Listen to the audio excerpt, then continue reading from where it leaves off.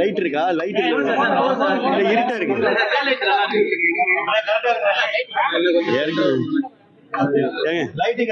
Light போட சொல்லி ரிசப்ஷன்ல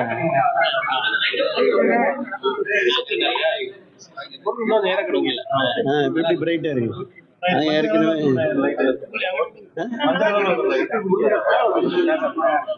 கீழே இறக்கிங்க, கீழே இருக்கு. மொபைல் தெரியும்.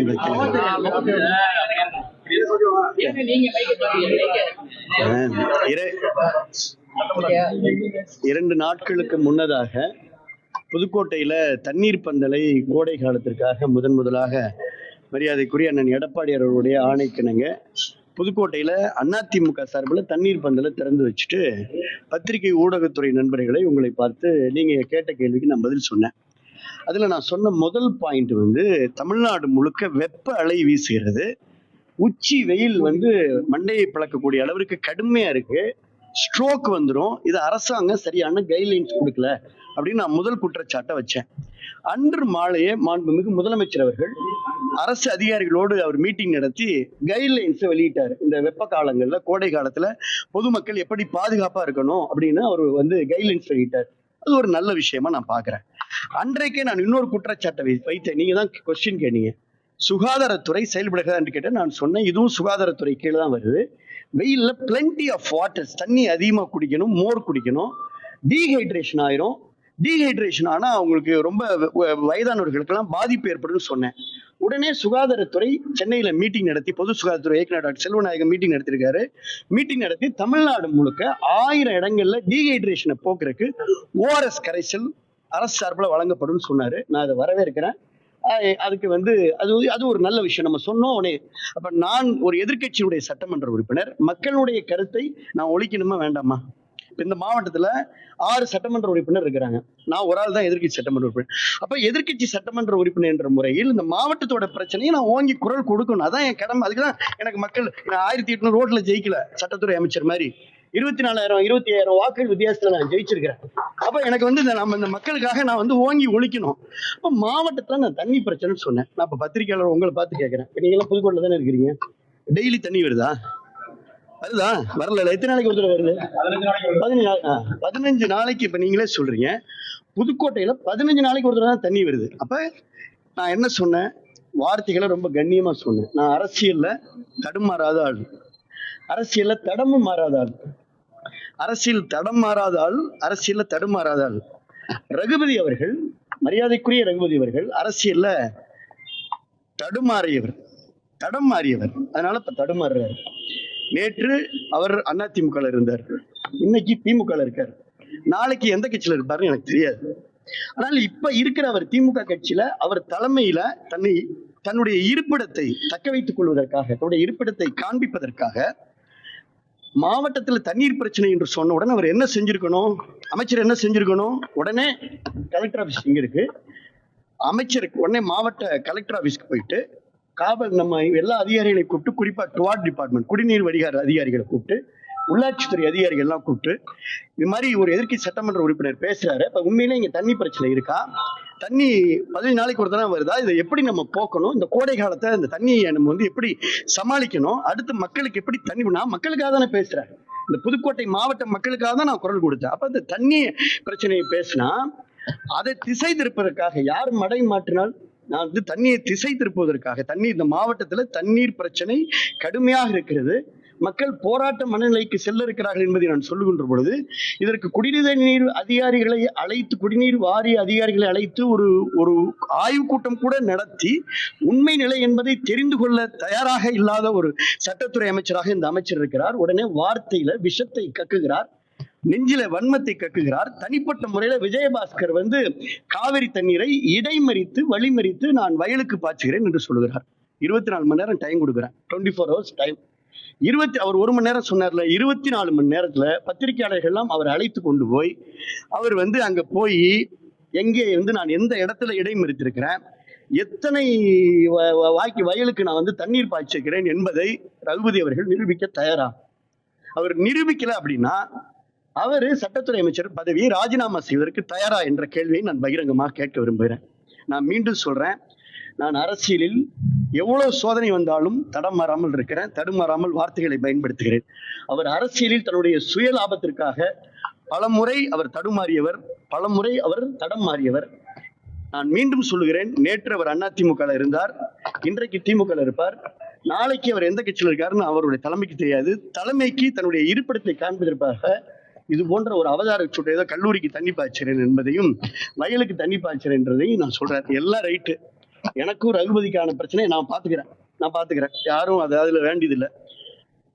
நீதிமன்றத்தின் மூலமாக அவர் இதற்கு கூண்டில ஏறி பதில் சொல்ல வேண்டிய நிலையை நிச்சயமா நான் உருவாக்குவேன். அது என்னால் முடியும். எனக்கும் ரகுபதிக்கான பிரச்சனை நான் பாத்துக்கிறேன்.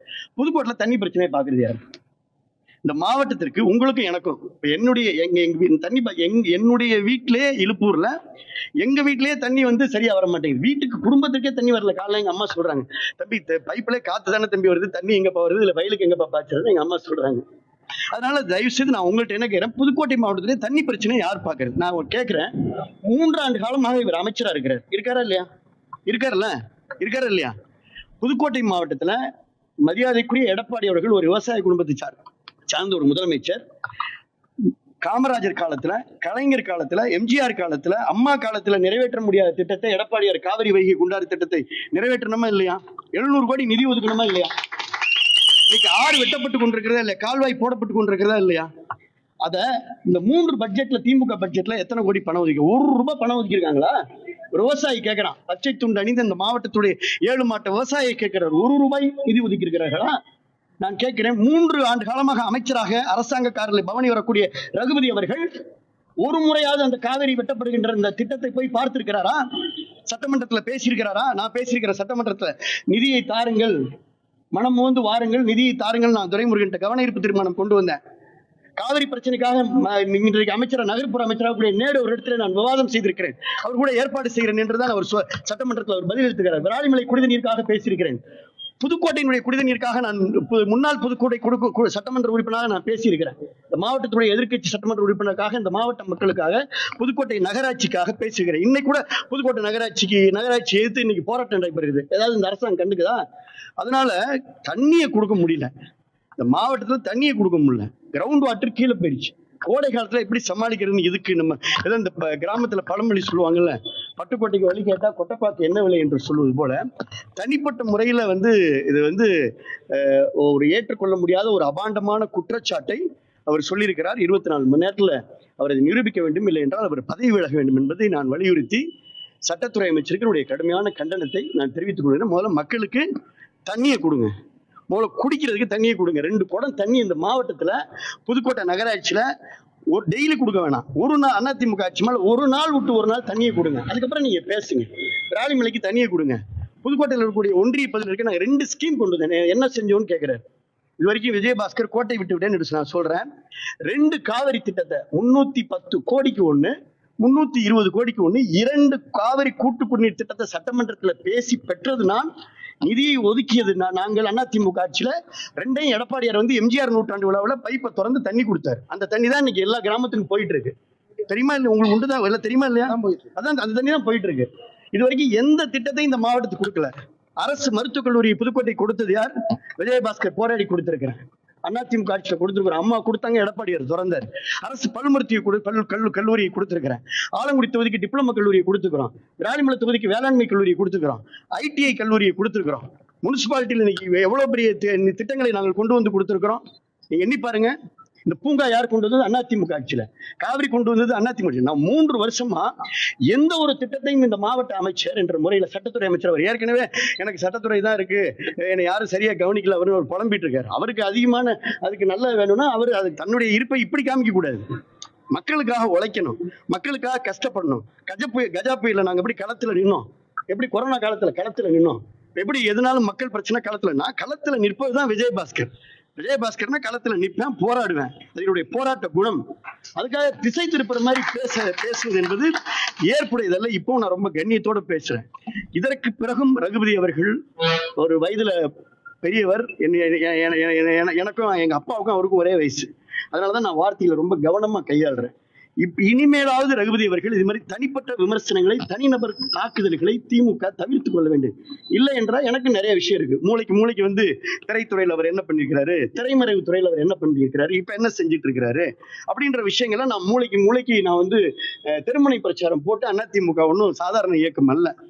அதிமுக வந்து 1000 காலத்து பயிர், இன்னும் 1000 ஆண்டு காலம் அதிமுக நிலைத்திருக்கும். அதிமுக அவருக்கும் தெரியும், அவர் அதிமுக இருந்தவர் தானே. அதனால இந்த இயக்கத்தை சாதாரணமா அவர் நினைத்து விடக்கூடாது. அதிமுக தொண்டை தூங்கி கொண்டிருக்கின்ற அல்லது அமைதியா இருக்கக்கூடிய அதிமுக தொண்டனை அவர் சீண்டி பார்க்க வேண்டும் என்று கேட்டுக்கொள்கின்றேன். ஆமா, எஸ்பி ஆபீஸ்ல கொடுத்துக்கிறோம், 3 சட்டப்பிரிவுல கொடுத்துருக்கிறோம். டெஃபமேஷன், கிரிமினல் டெஃபமேஷன் கேஸ் போட போறேன். நீதிமன்றத்துல கிரிமினல் டெஃபமேஷன் போடணும். அதுக்கு ஒரு பதில் சொல்லிதான் ஆகணும். அவதூறா 3 செக்ஷன்ல கொடுத்துருக்கிறேன், நீங்க பாத்துக்கீங்க. 503, 504 கொடுத்துக்கிறேன். உங்களுக்கு காப்பி கொடுக்குறேன், கலவரத்தை தூண்டுதல் தான் இருக்கு. காப்பி கொடுக்குறேன், பாத்துக்கீங்க.